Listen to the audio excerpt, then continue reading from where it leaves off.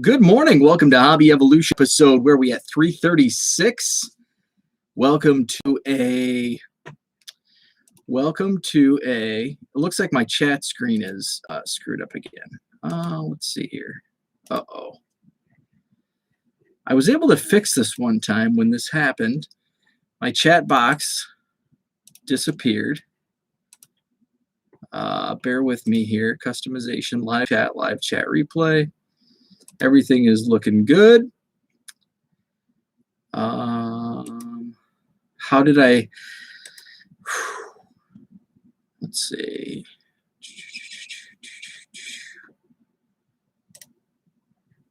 Well, fart. I don't know why it does this. Why does YouTube live chat do this to me? Because now, like, the options aren't even there. And I'm sure the live chat's working for you. The live chat is not working for me, and I'm unable to just do anything except for talk, which is what you're here for, right? What I'm here for. Anyone can send messages. Everything's clicked, but it's totally grayed out. Something happened last week, and I clicked something, and it worked. And all of a sudden, it was in like a separate window, so it's like hidden maybe behind my video, but it's not allowing me to. Okay, that did something. So bear with me. I'm just trying to figure out how to get the live chat going on my end. It's probably available on your end, but anyway. So I guess we're not going to have live chat, at least that I can't see. So what's up? It's Thursday. It is Thursday, July 22nd. Today is my wife and I's anniversary. Today is our 4-year anniversary. Married on this day, July 22nd, 2017. It was a hot Saturday in Madison, Wisconsin. Beautiful day though, because I love hot weather, but it was kind of really hot that day for Wisconsin. In fact, I love sharing this story. I'll have to tweet out the blog post that I wrote up, why Allen & Ginter is my favorite product. And it goes back to probably 2014 when I was dipping my toe back into baseball card collecting, because when I was working in radio, I was not really collecting cards for the most part. I would dabble here and there, but I was not really collecting. Although I did have an eBay store, and I did the flipper thing in like 2005 when the Alex Gordon error card got into Topps blaster boxes, and I was flipping those, and I was dabbling. So, but I started like dipping my toes back in probably in 2012 when I was working at the university. And a friend of mine, Kyle, he was kind of into football cards. And so we kind of, we would go to card shops and Walmart, buy some blasters and rip. So I bought a hobby box, my first hobby box in probably since 98, when I bought my very first baseball hobby box, 98 Bowman. 2000, wouldn't have been 14, would have been 12, would have been 2012 or 13. Bought a hobby box of Allen & Ginter, and I pulled a Willie Mays rip card. And that like drew me in to Allen & Ginter. Now, I got very lucky because that's essentially at that point in time in 2012 or 13, a rip card was a case hit. Now I think you get 2 rip cards per case. So it's not quite. And rip cards aren't as big as they were back then, because I think I sold it for $150. Now it would probably be a $75 card, because it was not, it was either not numbered, or it was numbered to like 199 or 150. So it wasn't like an of 10 or anything like that. But it was still really cool. I sold it unripped, and my love affair with Allen & Ginter began. Fast forward a couple years, and I've shared the story. When my dad passed away in 2016, I was, I think I had bought a case in 2016. I did. And then I had bought some, actually, no, I bought loose boxes. I'm all over the place this morning. 2015, I bought loose boxes. 2015, I bought loose boxes, and I pulled like a Clayton Kershaw rip card. I pulled that was the year, whatever year Ken Griffey Jr. went into the Hall of Fame, I pulled a booklet auto of Griffey and Piazza because they were both going into the Hall of Fame. And so that was like, out of like 5 loose boxes, I pulled a Kershaw rip, and I pulled that Griffey booklet auto, and then I pulled some other big card that sold for like $100. 5 loose boxes. So in 16, that's when I bought a case. And then my dad passed away, and that was kind of how that was kind of my, how I grieve, and I don't want to say grieve because he had cancer, and so it was kind of a long grieving process. Like, it's coming, so you kind of get a lot of the grieving. So the day after he passed away, just wanted something to a little therapy, cardboard therapy. And so I went to my local card shop, which is now closed, the one that got flooded out, bought a hobby box of Ginter and opened that up. And then in 2017 is kind of a fun story. It wasn't too much fun at the time, but it was. So it would have been the Wednesday night of our wedding. So what would that have been? The 19th. So 22nd, 21st. Yeah, the 19th. So the Wednesday night, my wife's family is originally from Pittsburgh. So 3 of her grandparents were still alive at that time. We only have 1 remaining. So they all came in. Actually, one set of her grandparents moved here a few weeks prior, so they were already in town. Her grandma Ruth was celebrating her 98th birthday, 98 or 99. I think it was 98. And so we all went out to dinner, and we had just finished dinner, and we were like debating, are we going to get dessert? All of a sudden, our phones start going crazy. There's a tornado warning for our county. And we look out the window. It's like, oh boy. So it's like, let's skip dessert and let's take grandma and grandpa home. So my case of Allen and Ginter, I had ordered 2 cases. So one from whichever retailer. Blowout usually comes first. My case from Blowout was delivered, but it required signature confirmation. I came home from work around the time that UPS was supposed to deliver, gave it enough time, didn't arrive. So I had to go back to the office. My wife was home, but they didn't ring the doorbell. I was so pissed because even now, like sometimes a UPS driver will come up and it's a $10 filter that we order from Amazon delivered by UPS, and they ring the doorbell and this, case of Allen and Ginter that requires signature confirmation, they just like knock on the door. Oh, nobody's here. I'm going to leave. So I was kind of peeved that they did that.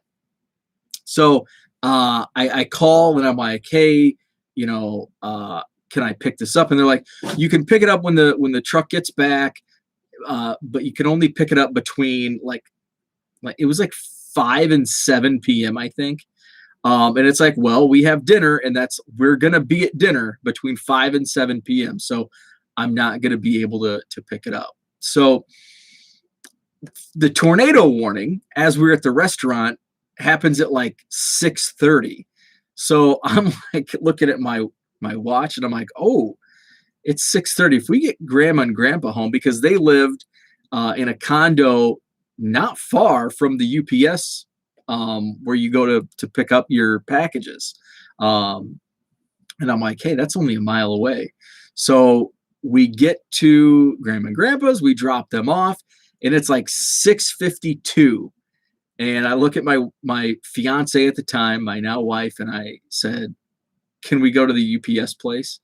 And of course, there's a tornado warning. She's not too thrilled with the fact that I want to go pick up a bunch of boxes of baseball cards during a tornado warning, but she obliged.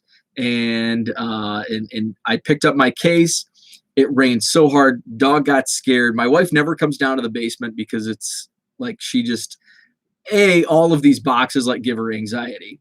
But the dog was freaking out, so they came down because it was raining super hard. I mean, we didn't have a tornado here, but it was like a severe thunderstorm. So opened my case. So that's always the fun story with Alan and Ginter.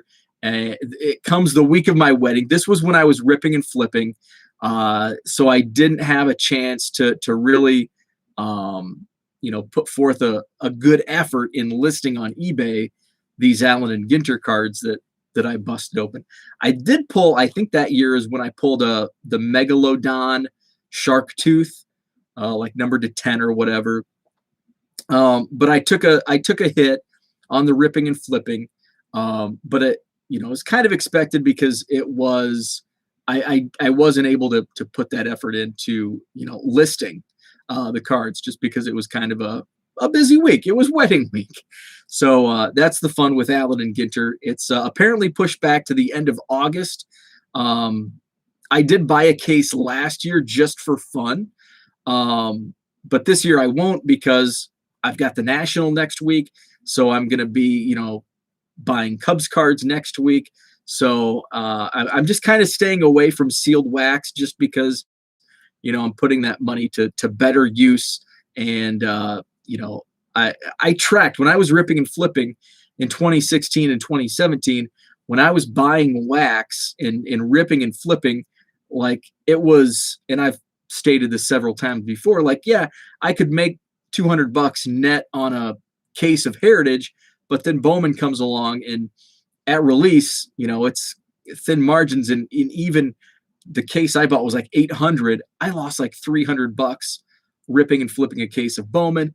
And then, whatever product was next, I made $50, break even on the next. So the margins are super thin on ripping and flipping. So just trying to be smart, calculated with what I'm buying. Speaking of that, I'm going to try to hold off on buying, but the Madison Card Show is this Saturday at the Sheraton Hotel, John Nolan Drive, Madison, Wisconsin, 9 a.m. to 3, free admission. So far, we're up to, I believe, we're getting close to 30 vendor tables, which I find a success for July because it is July. There's a lot of stuff going on. Madison, and I've said this before, Madison in the summer is nearly unbeatable. It's, we're settled right between two large lakes. There's, a lot of stuff going on the lakes. The student union, which I know sounds funny, but the student union is like the best place to go in the summer because they have bars and it's outdoor patio seating. They have bands and comedians play on the patio. It's amazing. You overlook the lake. People drive up on their boats to listen to the music. It's awesome. So that takes away a lot of potential people to set up. They don't want to be sitting in a hotel in one of our few beautiful days in Madison. And then the customer's like, maybe I'll stop by, maybe I won't. So I think if we get to 30 tables, that's a success for July. National, is next week. Although when I was asking people and talking to customers that were in the show in June, most said they weren't going to the National, and even some like hardcore. It's like, I may go, I may not, and we're only a couple hours away. With that said, the National's still going to be outrageous, crazy, shoulder to shoulder. It's going to be nuts. It's going to be wild. I can't wait. So I'm like doing double duty this week, getting prepared for the Madison Card Show Saturday, and then I'll be leaving first thing Wednesday morning, driving in, getting checked in as soon as I can at the convention center, and taking part in the VIP party. And I sold my autograph tickets, so meet up with them to do that exchange. Going to be a lot of fun. So I'm getting, my backpack and what I need. I do need to get a battery charger. The reception inside that convention center. In fact, in most convention centers where there's large card shows, the Wi-Fi or the internet connection absolutely sucks. So it's really hard. Like the convention center where the National is held, they also do 2 shows a year, 2 large shows, Chicago Sports Spectacular in that same building. And it's always like, I want to, tweet, take pictures and do all this. And there's like no internet. I mean, the internet connection is so bad in there that I can't even send out a tweet. So, I as much as I would like to tweet out a bunch of stuff, but I'm also looking at cards, and it's not, I don't want to, be tweeting the whole time when I can be using that time to look at cards. So I'll try to do my best to take pictures and provide content from the National, but the internet connection does stink there. For my show this Saturday, I've added a bunch of new stuff for the show. I will have a 3-row box of Olympic card singles from 2016. I won't have any of this year's, but 2016, which does feature a lot of the Olympic athletes that are competing this year. So even though I've been selling several of the athletes for $3-4, there are several of those cards in my quarter boxes in my Olympics. All the 3-row box of Olympics are all 25 cents each. There's some Allie Raisman for a quarter; those sell for $3. Megan Rapinoe.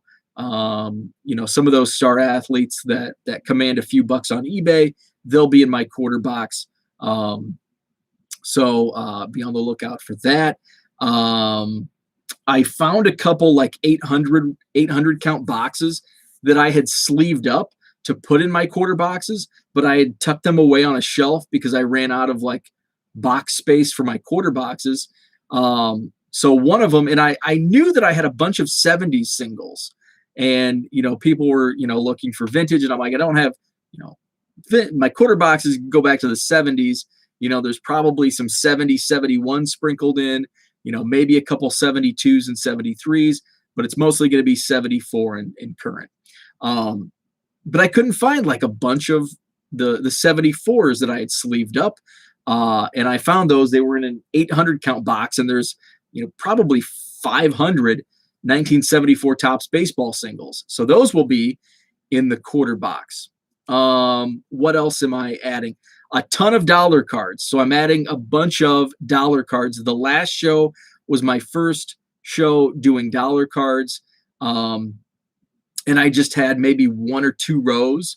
So now I'll probably have a full box of dollar cards. We're talking basketball rookies. There's going to be some vintage, not commons, but, semi-stars, I guess you could say.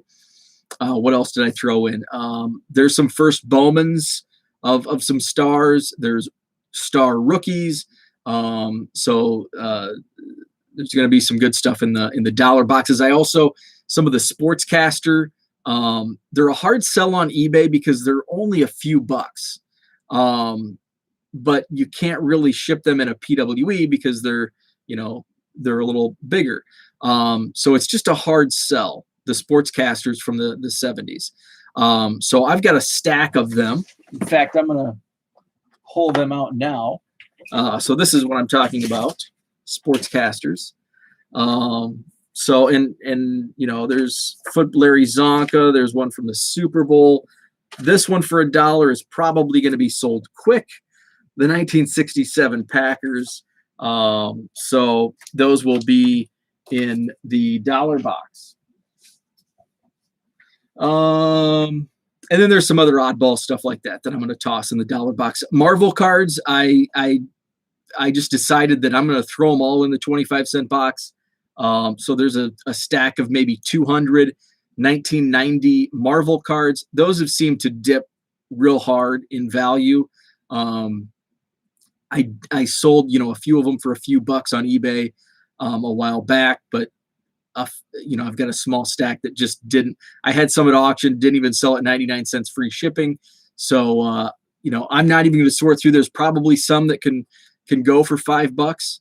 but they're going in the quarter box. So that's going to be a new addition as well. So a bunch of new stuff in the bargain boxes, probably 5,000-ish new 25-cent cards and several $100 cards will be added.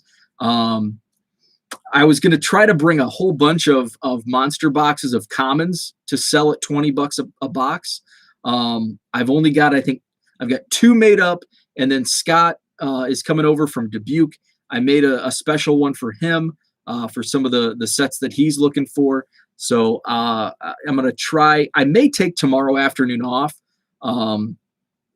just to get the final preparations in for the show, because I leave super early Saturday morning. So just to get some finishing touches in. So I think I'm going to do that. Take tomorrow afternoon off just to gear up. So Madison Card Show is this Saturday, 9 a.m. to 3 p.m. Sheraton Hotel, which is on John Nolan Drive.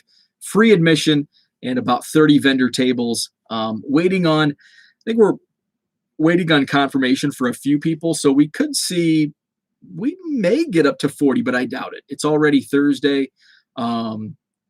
So right now I think we're going to be set. I'd expect 30 vendor tables, but the possibility to have a few more. It seems like each month we get this week, like we'll go in like 2 or 3 weeks before the show, and it's like we're at 10 tables, and then all of a sudden the week of the show, everybody comes out of the woodwork.